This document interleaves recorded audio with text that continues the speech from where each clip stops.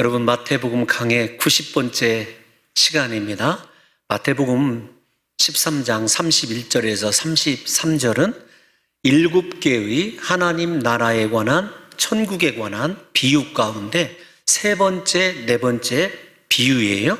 그런데 이 세 번째, 네 번째 비유를 해석함에 있어서 난해한 것은 이 세 번째, 네 번째 비유가 두 번째 비유인 가라지 비유와 그 비유에 관한 해석 사이에 쌓여져 있다는 것입니다. 가라지 비유가 어떤 것이었죠? 하나님 나라가 좋은 밭에 하나님의 아들들이 심겨져 있는데 그 아들들이 심겨진 위에 원수 마귀가 밤에 몰래 와서 가라지를 덧뿌린 것입니다. 그런데 이 덧뿌려진 가라지를 추수 때까지는 제거할 수 없어요. 그래서 천국의 아들들이 가라지와 함께 자라가야 되고 그 가라지로 인한 고통을 감수하면서 자기를 좋은 밭에 심으신 하나님의 뜻을 성취해야 된다라고 하는 거예요. 표면상으로 보게 되면 하나님의 아들들이 가라지에 의하여 장악되는 그런 형상을 하고 있기 때문에 두 번째 가라지 비유를 침노당한 하나님의 나라, 이렇게 해석하는 경우가 있습니다. 일리가 있어요. 이 두 번째 비유와 이 세 번째, 네 번째 비유가 연관성이 있는 것이 어떤 거냐면 유대인의 관점에서 지속적으로 좋지 못한 단어들이 세 번째, 네 번째 비유에 쓰여져 있어요. 가라지 비유에서, 겨자씨 비유에서는 새라고 하는 것이 쓰여져 있어요. 첫 번째 씨 뿌리는 자의 비유에서 새는 마귀를 상징했거든요. 그래서 해석에 어려움이 있고, 네 번째 누룩의 비유는 예수님조차도 누룩을 아주 좋지 않은 것으로 사용하신 적이 있어요.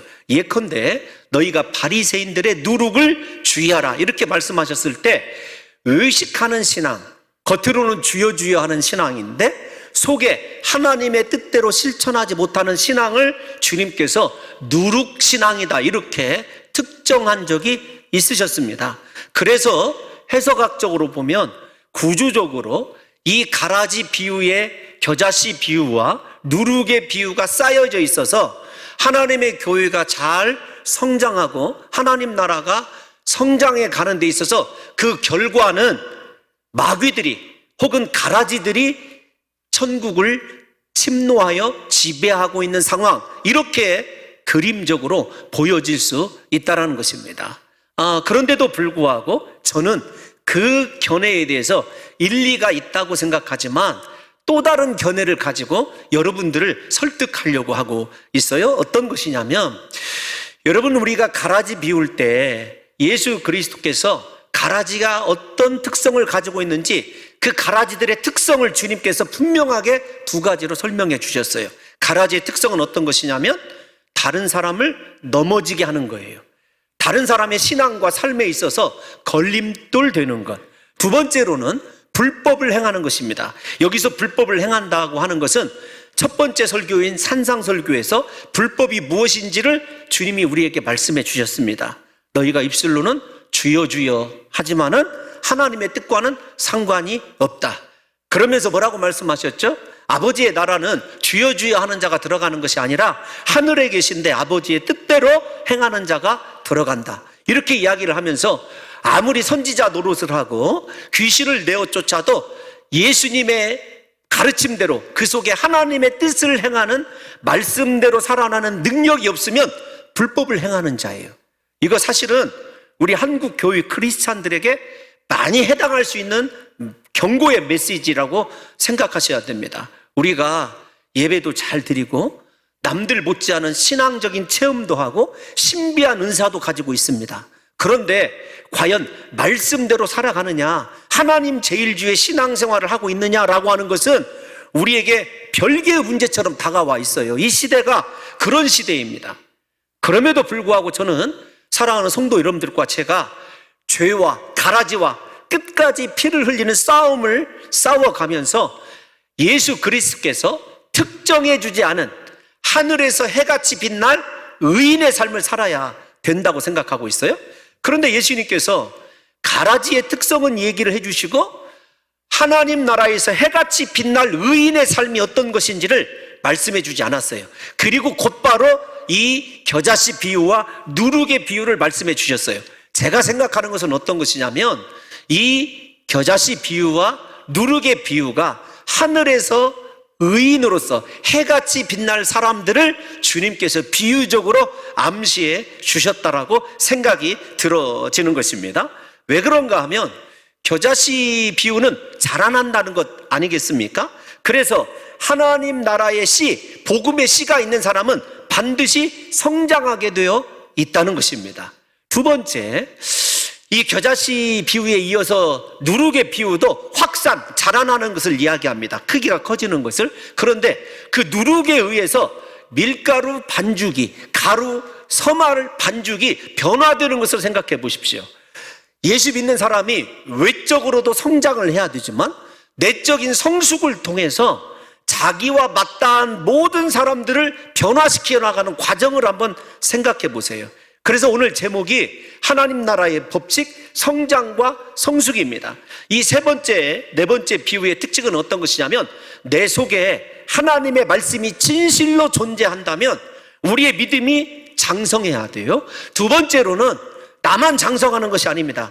내가 만나는 모든 사람, 우리의 가정, 우리의 직장, 우리가 속한 세상을 변화시킬 수 있는 누룩의 능력이 우리에게 있어야 그 사람이 하나님 나라에서 해같이 빛날 의인이라는 거죠. 그래서 저는 이 세 번째, 네 번째 비유를 통해서 사랑하는 우리 성도 여러분들과 저 자신에게 우리는 날마다 성장하고 있는가, 말씀을 듣고 하늘에서 생수가 공급되어지고 십자가 보혈이 내게 주어진다고 한다면 나의 믿음이 장성해 가고 있는가 라고 하는 것과 나는 내 주변에 어떤 영향력을 끼치는 크리스찬인가 라고 하는 것을 우리가 함께 고민해 보려고 하는 것입니다. 사랑하는 성도 여러분, 일단 겨자씨 비유로 돌아보면 겨자씨는 작은 씨 아닙니까?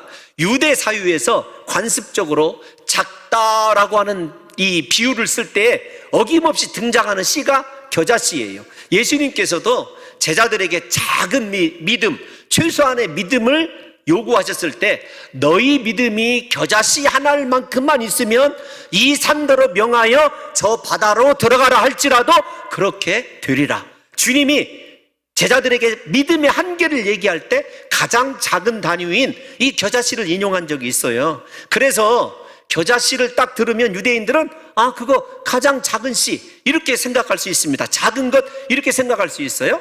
지난 시간에 말씀드린 대로 하나님 나라는 작고 연약하고 보잘것없는 데서부터 시작한다 이렇게 말씀을 드렸어요. 나사렛에서 무슨 선한 것이 나겠느냐고 생각했던 나사렛 동네에서, 갈릴리에서 고기잡이하는 천하고 무지한 어부에게서 하나님 나라가 시작이 되었습니다. 예수 그리스도도 그의 탄생부터 말구유에서 아주 보잘것없는 모습으로 탄생하셨어요. 그리고 사역하는 내내 예수님의 모습은 로마의 황제와는 비유할 수 없는 모습이었다. 그럼에도 그분의 십자가의 죽음 때문에 하나님의 나라가 오늘날 이렇게 확산되어 갔다. 초대교회 사도들의 모습을 한번 생각해 보십시오. 인간적으로 지금의 기준에서 비유하고 나름대로 좀 우리가 두둔할 만한 학식이 있다든지 부가 있다든지 따라다닐 만한 그들의 어떤 인간적인 영향력이 있었던가요? 없었어요. 그럼에도 불구하고 그들의 작은 보잘것없는 그 모습에 의하여 하나님 나라가 오늘날까지 확장되었다고 한다면 겨자씨가 자라서 나무가 되었다라고 하는 것은 어떤 것이냐면 장성한 것, 분명히 우리가 성장해야 열매를 맺는다라고 하는 것을 우리에게 암시해주고 있는 거죠. 우리 시골에 사니까 생각해 보십시오. 나무가 자라나야 열매를 맺는 것 아니겠어요? 어떤 나무든지 자라나야 되는 것 아니겠습니까? 그래서 예수 그리스도께서는 우리에게 이 겨자씨 비유를 통해서 너희의 믿음이 성장해야 된다, 너희 안에 있는 복음이, 말씀이 자라나야 된다, 그 자라남이 다른 사람들에게 보여져야 된다라고 하는 것을 주님께서 교훈하고 계신다고 생각이 들어집니다. 우리가 어디까지 자라나야 열매를 맺을 수 있는 장성한 나무인가를 사도 바울의 견해로 한번 생각해 보려고 그래요. 에베소서 4장 13절 한번 사도 바울이 에베소 교인들에게 요구한 것이 무엇인지 한번 생각해 보겠습니다. 시작. 우리가 다 하나님의 아들을 믿는 것과 아는 일에 하나가 되어 온전한 사람을 이루어 그리스도의 장성한 분량이 충만한 데까지 이르리니. 아멘. 우리가 육체적으로 건강하고 자라나서 결혼하니까 온전한 사람이다 이렇게 생각을 하거든요. 아닙니다.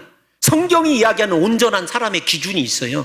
온전하다라는 말을 한번 생각해 보십시오. 아니, 온전하게 자라야 결혼도 하고 출산도 하고 우리도 그런 것 아니에요? 사도 바울이 온전한 사람을 얘기할 때 그리스도의 장성한 분량까지 이른 사람, 즉 그리스도의 장성한 분량까지 자라난 사람을 이야기하고 있다는 것을 성도 여러분들이 깊이 생각해 봐야 됩니다. 그러니까 주님이 우리에게 성장을 이야기를 해요. 그 성장의 요소가 어떤 거냐면 하나는 그리스도를 아는 것, 믿는 것, 그리고 하나된 교회를 이룰 줄 아는 거예요. 에베소 교회의 관례를 보면 그런 거죠. 그래서 저도 여러분들에게 예수님이 겨자씨가 자라서 나무가 되게 한 것, 그것이 온전한 사람인데 그 온전한 사람의 핵심이 어떤 거냐? 저는 믿음과 거룩이라고 봐요. 왜냐하면 마태복음에서 예수 그리스도께서 또다시 우리에게 요구한 분량이 있어요. 마태복음 5장 48절 첫 번째 설교에서 예수님이 말씀하신 거 한번 읽어보겠습니다. 시작. 그러므로 하늘에 계신 너희 아버지의 온전하심과 같이 너희도 온전하라. 아멘. 에베소 교회에서도 온전한 사람이 되라. 마태복음에서도 온전하게 되라. 온전하다라는 말이 다시 말씀을 드리지만 우리가 장성한 모습이에요. 자라난 모습입니다. 그런데 그 자라나는 우리의 기준이 누구냐면 예수 그리스도이고 하나님이에요. 그러니까 신앙생활은 사람이 표지가 될 수가 없습니다. 예수님만 바라봐야 되고 예수님이 나에게 원하시는 만큼의 분량을 고독하고 힘들지만 거기에다가 내 안에 가라지까지 덧뿌려져 있지만 그렇게 자라낼 수 있는 사람, 그 사람이 바로 하나님 나라에 해같이 빛나는 의인이라는 거예요. 가라지에게 영양분 뺏기지 아니하고 끝까지 하나님이 원하시는 삶, 인내의 삶, 믿음의 삶, 순종의 삶, 헌신의 삶을 살아내는 그 사람의 믿음이 자라났을 때 예수님 보실 때에 온전하게 자랐구나 이렇게 이야기를 하실 수 있다는 것입니다. 사랑하는 성도 여러분, 그러므로 오늘부터 신앙의 기준이 사람이 아니었으면 좋겠습니다. 다른 사람을 바라보고 존경심 느낄 필요도 상처받을 필요도 없습니다. 문제는 하나님과 나와의 1:1 관계예요. 하나님 보셨을 때 내가 온전한 사람인가, 예수 그리스도를 믿는 것과 아는 일에 대하여, 하나가 되는 일에 대하여, 하나님이 원하시는 거룩한 분량에 대하여 하나님께서 원하시는 표준에 내가 이르르면 그것이 진짜 장성한 하나님께 칭찬받을 수 있는 나무가 된다는 거예요. 그래서 우리 성도 여러분들과 제가 이번 설교를 통하여 우리의 신앙이 예수 그리스도가 나에게 원하시는 분량, 그만큼 장성해내는 역사가 있으시기를 예수님의 이름으로 축원합니다. 여러분, 그리고 중요한 게 있어요. 어떤 것이냐면 이 비유를 우리가 좀 다른 각도로 생각을 해봐야 돼요. 주님이 우리에게 장성한 것이기를 원하시는 이유는 이따가 좀 말씀을 드릴게요. 왜 우리가 자라나야 되는가 라고 하는 것은 미리 말씀을 드리면 공중에 새가 깃들어야 되기 때문에 그래요. 그 조금 이따 말씀드린다고 그랬어요. 그런데 그 삶을 이해를 하려면 왜 주님이 우리에게 공중에 새가 깃들일 만큼 자라나게 하느냐를 생각해 보려면 이 비유의 특성을 알아야 돼요. 세 번째 비유와 네 번째 비유의 특성이 어떤 거냐라고 하는 것을 생각해 보면 먼저 우리 31절 말씀 띄워놔 주세요.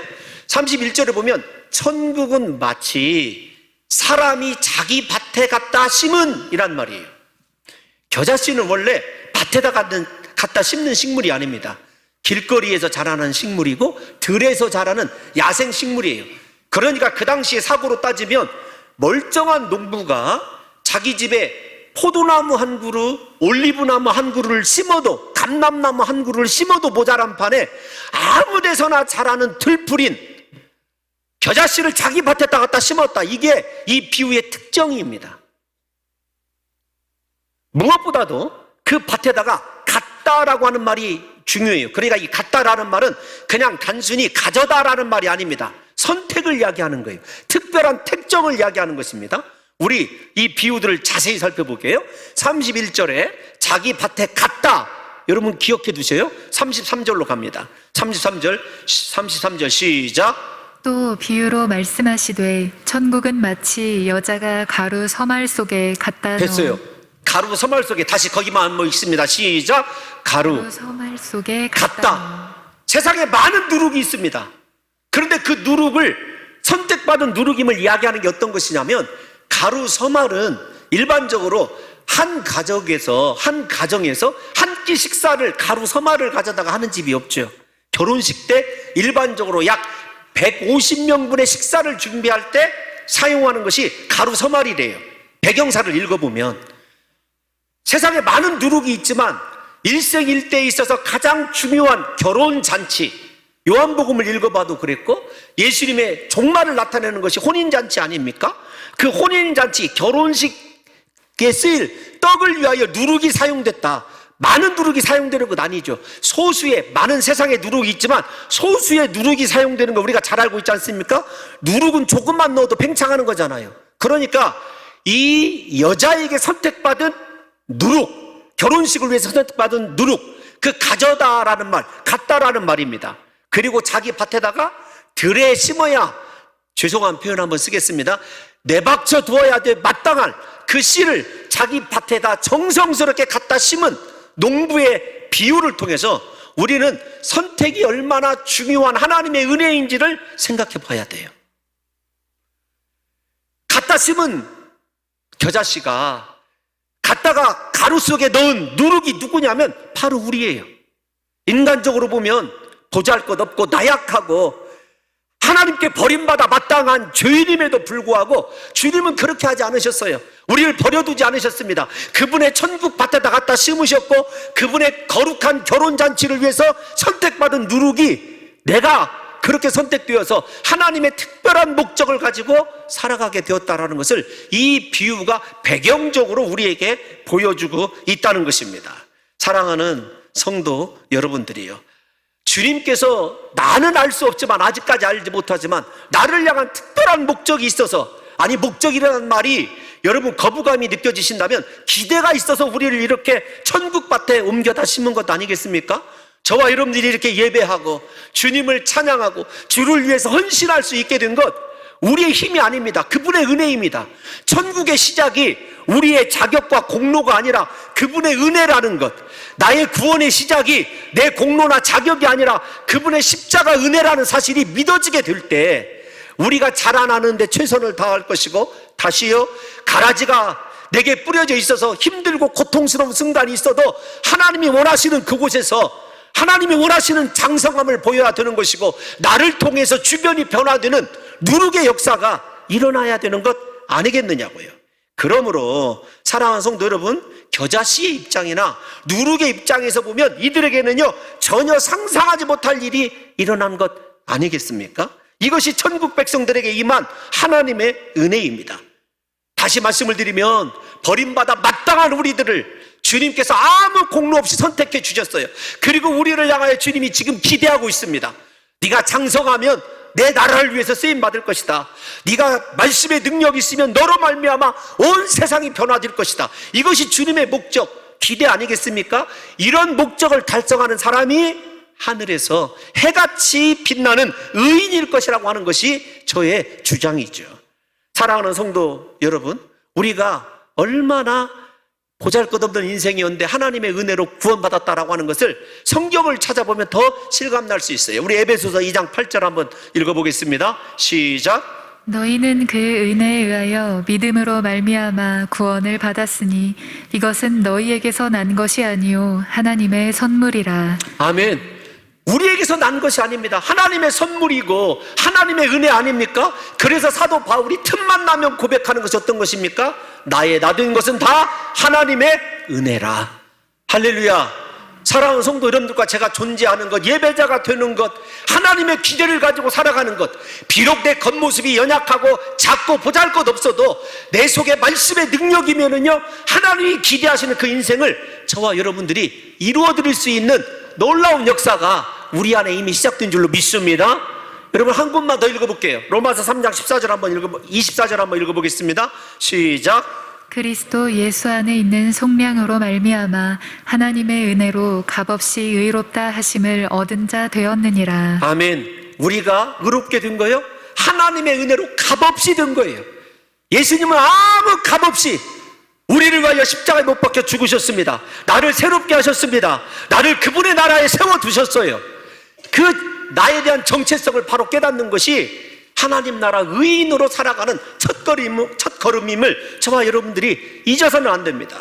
그래서 이렇게 특별한 하나님의 사랑으로 시작된 우리의 삶이기에 우리의 입에서는 언제나 나는 무익한 종입니다, 하나님의 은혜로 살아가는 무익한 종입니다가 우리 입술 속에서 고백될 때 그 사람이 제대로 된 신앙을 가지고 살아가는 믿음의 사람 아니겠느냐고요. 사랑하는 성도 여러분들이요, 겨자씨는 앞에서 말씀드린 대로 가장 보잘것없는 나무이지만 여러분, 그 안에 생명이 있기 때문에, 작지만 그 속에 복음이 있기 때문에 그의 인생이 위대하게 장성하게 된 것 아니겠습니까? 우리도 마찬가지예요. 우리에게 자격이 중요하고 우리에게 조건이 중요한 것이 아닙니다. 우리가 쓰임 받을 수 있는 것, 하나님 나라 씨가 내 안에 있느냐, 말씀이 내 속에서 역사하느냐, 말씀이 나를 다스리고 있느냐, 말씀이 다스리는 인생은요, 하나님이 그렇게 존귀하게 사용하신다는 것이 이 비유의 시작이라는 거예요. 부디 저는 저와 여러분들의 인생이 이렇게 하나님 기대대로 충만한 삶을 살아가도록 우리에게 주신 말씀이 날마다 내 속에서 자라나고, 그 말씀이 가라지의 어떤 방해에도 불구하고 하나님이 원하시는 기대의 그 분량으로 자라나는 역사가 분명히 있게 된다면 우리를 통하여 하나님의 나라가 확장되리라고 확신하고 있습니다. 사랑하는 성도 여러분, 이 겨자씨 비유의 중요한 핵심은 어떤 거라고 말씀을 드렸습니까? 후에 나무가 깃들인다라는 거예요. 죄송합니다. 나무에 새들이 깃들인다라는 것이었어요. 그래서 이 새들이 깃들인다라고 하는 것을 지난 시간에 다니엘 4장을 통해서 유대 묵시문헌과 계시록, 그 다음에 기타 유대의 관례를 보게 되면 새는 마귀로 쓰일 때도 있지만 이방 백성들을 선택할 때도, 이방 백성들을 지칭할 때도 선택되는 단어예요. 그러니까 여러분, 새들이, 공중의 새들이 나라고 하는 겨자씨 같은 작은 인생 위에 깃든다라고 하는 것은 어떤 것이냐면, 나로 말미암아 이방인들이 하나님의 안식과 쉼을 얻는 것을 이야기를 합니다. 나는 내가 가라지의 온갖 방해에도 불구하고 하나님 바라보면서 장성하였더니 그 덕을 누리는 것은 누구냐면 믿지 않는 자들이란 말이에요. 옛날에 이런 말이 있지 않습니까? 공부해서 무엇하랴, 남을 주려고, 이런 말들이 있었어요. 예수 믿는 사람이 왜 축복받아야 되느냐? 다른 사람에게 공급해 주려고. 우리는 축복의 통로입니다. 나를 통하여 세상이 변화되게 하는 것 다른 것이 아니에요. 문제는 한국 기독교가 내가 장성했으니 내가 그 기득권을 누려야 되고 그 복을 나만을 위해서 사용한다고 생각하는 사람들이 많아지기 때문에 오늘날 기독교가 약화되는 것 아닙니까? 다시 말씀을 드리지만 이 나무가 자라나고 나서 일어나는 현상은 공중의 새들이 깃들었다는 거예요. 우리의 삶은, 다시 말씀드리지만, 하나님이 우리를 이곳에 세운 이유는요, 다른 이들을 섬기고 상처 입고 아프고 힘든 인생들이 내 안에서 안식과 위로를 얻어야 돼요. 나 때문에 걸려 넘어지는 자들이 아니라 나 때문에 쉼과 안식을 얻어서 내 안에 깃들일 수 있어야 되는 것 아니겠습니까? 저는 그런 면에서 우리 교회가 조금 더 많은 손을 펴야 된다고 생각합니다. 하나님이 우리 교회를 부흥케 하시는 것 다른 것 아닙니다. 하나님께서 선교지를 더 섬기고 다른 교회를 섬기고 어려운 목회자들을 섬기라고 우리를 하나님께서 부흥시켜 준다고 저는 확신하고 있어요. 왜 여러분들을 하나님께서 하는 사업마다 직장에서 승승장구하게 하고 여러분들을 부욕케 하시는 줄 아십니까? 다른 영혼들이 여러분들 안에 깃들게 하기 위해서 그래요. 다시 말씀을 드리지만 곰곰이 생각해 봐야 됩니다. 나에게 사람이 찾아오는가? 나는 다른 사람에게 걸림돌인 인생인가? 두 가지가 여기서 차이가 나요. 제가 앞에서 광고 시간에 여러분들에게 농담 비슷하게 말씀드렸지만 때로는 제가 가장 복 있는 목사 같아요. 많은 분들이 찾아오는 거, 그거 복 있는 목사 아닙니까? 우리 교회가 다른 교회를 해마다 지어줄 수 있다는 거, 그것도 복이죠. 왜요? 다시 말씀을 드리지만 아직도 우리가 우리 스스로 해결해야 될 우리 교회 문제도요, 산더미처럼 쌓여져 있어요. 그럼에도 불구하고 우리가 이 모습을 가져야 되는 것은 어떤 이유 때문에 그러냐면 우리가 바로 예수님이 심으신 하나님 나라이기 때문에 그래요. 그런데도 예수 그리스도를 믿고 어지간하게 복을 받았음에도 불구하고 다른 사람 생각 안 하죠. 교회 공동체 생각 안 합니다. 오로지 나부터 조금 더 좋은 차, 조금 더 좋은 집, 조금 더 사업이 확장하고 통장 잔고가 조금 더 늘어서 100억만 되면, 우리 교회에 100억대 부자는 없는 것 같아요. 아직 모르죠. 저 모르게 다 숨겨놓고 교회 올 때는 가난한 모습으로 오고 그런지는 모르겠습니다만, 여러분, 예수 믿는 이유는 딱 한 가지입니다. 이웃을 내 몸과 같이 사랑하기 위해서 그래요. 사람을 사랑할 줄 아는 사람이 하나님 사랑하는 것 아니겠습니까? 그 성장이 우리 안에 이루어져야 한다는 것이죠. 여러분, 우리 누룩의 비유를 한번 생각해 볼게요. 누룩의 비유를 한번 생각해 보면 누룩도 똑같아요. 성장하게 한다. 폭발적으로 늘어나게 한다. 그런데 이 겨자씨의 비유와 누룩의 비유가 다른 점이 하나 있어요. 어떤 것이냐면 겨자씨는 다른 무엇에 영향을 준 것이 아니라 자기 자신이 성장하는 것을 나타내는 반면에 누룩은 자기를 통하여 다른 것들을 변화시키는 놀라운 능력이 있는 것을 상징합니다. 예수님 당시 앞에서 말씀드린 대로 누룩은 죄나 부정함 등 안 좋은 영향력을 상징하는 것이에요. 그런데 왜 예수님께서 이 비유에서 선한 뜻으로 이 누룩을 사용할까요? 이렇게 한번 생각을 해보겠습니다. 우리가 씨 뿌리는 자 비유 때 씨가 무엇이었어요? 말씀이었어요. 두 번째 가라지 비유했을 때 씨는 천국의 아들들이었어요. 말씀과 하나님의 아들들은 조금 다른 의미로 사용되죠. 그러니까 이 7개의 비유 안에서 한 가지 단어가 획일적으로 적용돼야 된다고 생각하는 것은 약간 위험합니다. 제가 찾아봤습니다. 왜 예수님이 그 당시에 부정적인 의미를 가지고 있는 것을 긍정의 의미로 바꿨을까? 이것을 찾아보니까 신학적인 용어로 불일치의 기준, 다시 한번 들려드리겠습니다. 불일치의 기준이라고 해요. 제가 읽어보면 주로 예수님께서 유대의 규례나 관습에 나타나지 않는 자기 스스로 고안해내신 말씀들을 일컬을 때 사용하는 말, 이렇게 정의하고 있습니다. 예수님께서 누룩을 가지고 천국을 설명하신 이유는 누룩의 팽창성, 팽창하는 좋은 점만 자기의 메시지를 위해서 차용하신 거예요. 부정적인 의미가 아니라 긍정적으로. 이것이 불일치의 기준이라고 하는데 어떤 것 때문에 그러냐면 누룩이 떡덩이 전체에 영향을 미치듯이 예수님의 사역과 가르치신 말씀들이 그 시대의 누룩과 같이 큰 영향력을 발휘할 것이라는 것을 암시하고 있다는 것입니다. 중요한 것은 주의를 변화시키기 위하여 누룩이 화학적으로 먼저 변하는 것, 즉 이 말을 다르게 표현하면 누룩 자체가 먼저 변화되어야 돼요. 그러니까 다른 사람을 변화시키는 영향력을 가지고 살아가기 위해서는요, 다른 사람이 변화되는 것이 중요한 것이 죄송합니다. 다른 사람이 먼저 변화되는 것이 아니라 내가 먼저 변화되는 것이 중요하다는 거예요. 변화되지 아니하면 가짜입니다. 변화되지 아니하면 그 속에 예수님의 복음이 들어있는 것이 아니에요. 두 번째, 비유적으로 설명하면 가라지가 이미 나의 좋은 씨를, 진액을 빨아먹고 있는 징조예요. 내가 변화되지 않는다고 한다면. 사랑하는 성도 여러분, 앞에서 이렇게 말씀을 드렸습니다. 나를 변화시키는 것은 내가 아닙니다. 내 안에 있는 말씀입니다.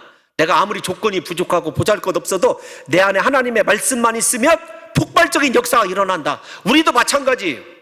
진짜 하나님의 말씀이 내 속에서 역사하고 그 말씀을 따라 역사하시는 진리의 성령이, 말씀의 영이신 하나님의 영이 내 안에 계신다고 한다면요, 나를 통하여 온 세상이 변화되게 되어 있어요.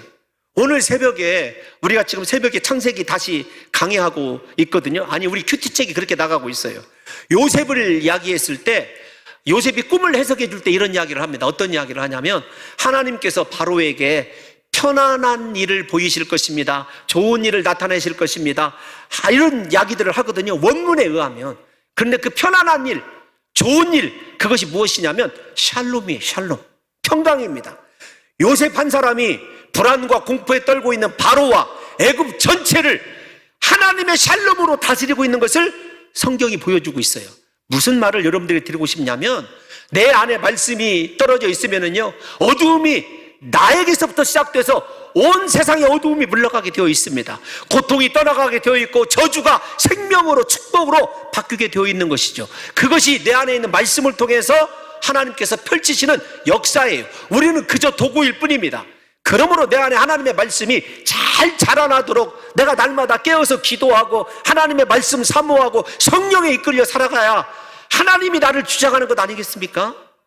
사랑하는 성도 여러분, 밀가루가 밀가루를 변화시킬 수 없습니다. 내 스스로 나를 변화시킬 수 없어요.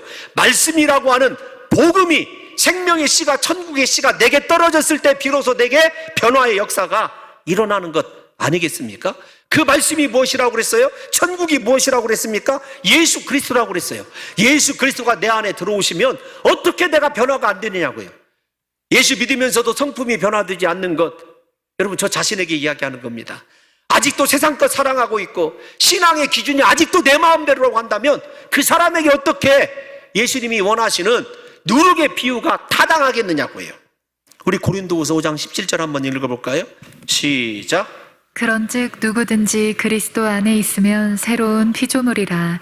이전 것은 지나갔으니 보라 새 것이 되었도다. 아멘. 여러분에게 말씀이 있습니까? 예수님의 성품이 있습니까? 그렇다고 한다면 저와 여러분들이 완전한 새 것이 된 줄로 믿습니다.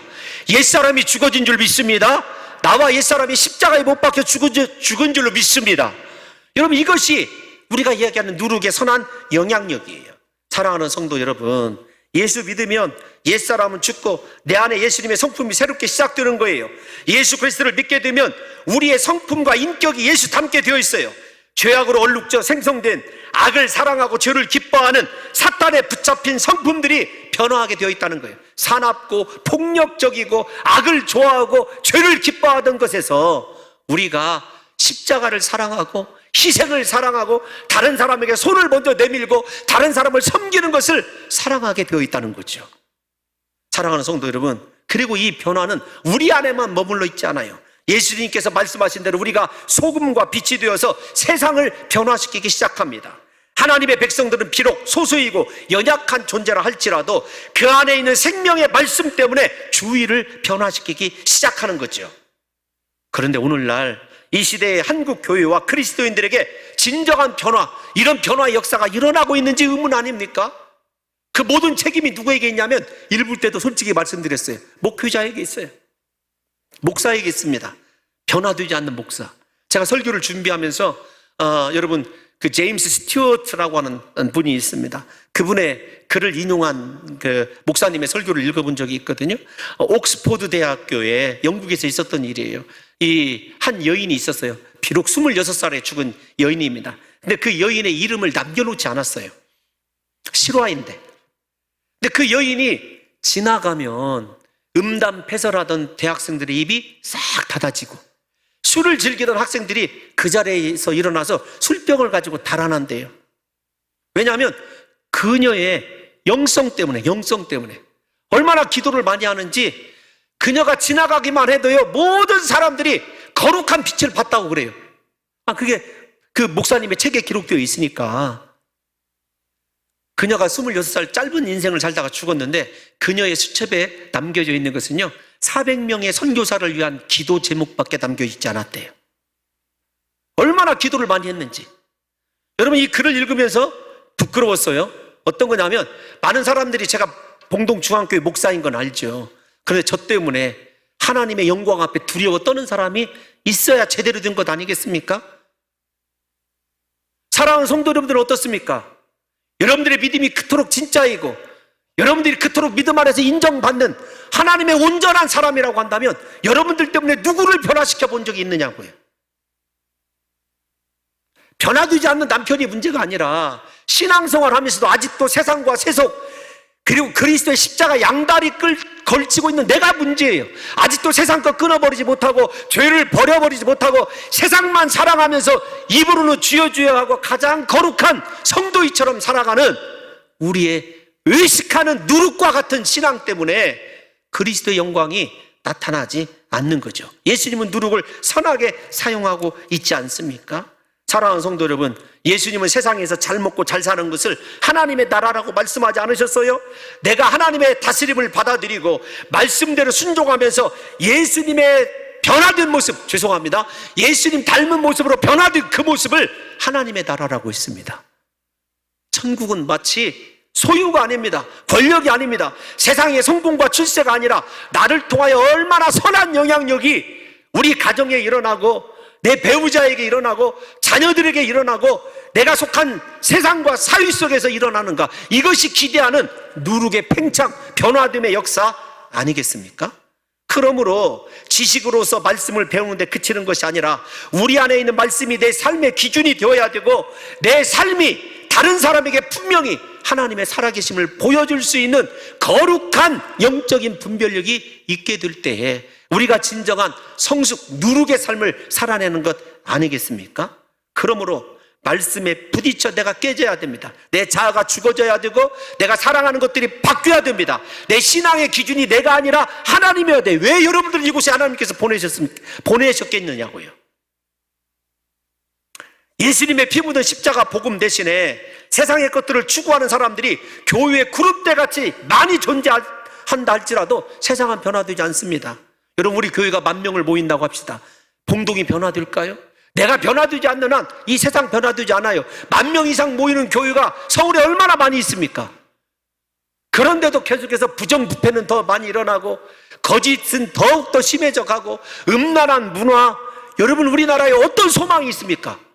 왜요? 그 책임이 어디에 있냐면 바로 내가 내 안에 있는 생명의 복음의 씨가 있음에도 불구하고 그리스도의 선한 사람으로 변화되어 있지 못하기 때문에 그런 것 아니겠습니까? 설교를 끝내려고 합니다. 그런데 설교가 모순이에요. 결론이 어떤 거냐면 제가 앞에서 이렇게 말씀을 드렸어요. 이 세 번째, 네 번째 비유는 하나님 나라의 성장과 성숙을 이야기하는 겁니다. 그런데 제가 이런 견해가 있다고 말씀드렸습니다. 침노당한 천국의 모습이 이 세 번째, 네 번째 비유일 것이다라고 해석하는 사람도 있다. 오늘날 변화되지 않는 우리의 모습이요, 결국은 침노당한 천국의 모습입니다. 나 때문에 우리 교회가 얼마나 아름다워지고 성장하고 변화되고 있는가를 생각해 봐야 되죠. 이런 면에서 제일 많이 회개해야 될 사람은 여기 서 있는 홍 목사죠. 사랑하는 성도 여러분들이요, 깊이 생각해 보십시다. 왜 기독교가 개독교가 되고 오늘날 젊은이들이 교회를 다 떠나가게 되고, 여러분 제가 얼마 전에 이 대학교 선교단체 이 담당하시는 목사님을 만난 적이 있습니다. 대학교에 있는 선교단체가요 초토화되었어요. 젊은이들이 다 교회를 떠납니다. 왜요? 예수 믿고 구원받았다고는 우리가 그릇된 삶을 살았기 때문 아닙니까? 이 모습, 하나님의 나라가 축소되어져 가고 하나님의 선한 백성들이 고난당하는 이 모습이 바로 누룩이 부정적 의미로 사용되어 있는 하나님 나라가 침노당한 모습이라는 걸 생각한다면 저와 여러분들이 오늘 말씀으로 변화되는 것, 여러분 인생의 구호로 세상이 변화되지 않습니다. 내가 가지고 있는 어떤 능력으로 세상이 변화되지 않습니다. 세상의 변화는 내가 누룩처럼 죽어지고 변화되고 썩어져서 하늘의 미랄이 될 때, 나를 통하여 예수 그리스도의 거룩함을 이 세상이 발견하게 될 때 어두움은 물러가게 되고 이 세상에 진정한 빛이 오는 것 아니겠습니까? 부디 저와 여러분들이 그렇게 변화되어서 예수님의 기대에 합당한 다른 사람들에게 선한 영향력을 끼칠 수 있는 진정한 제자로 거듭나시는 역사가 있으시기를 예수님의 이름으로 축원합니다.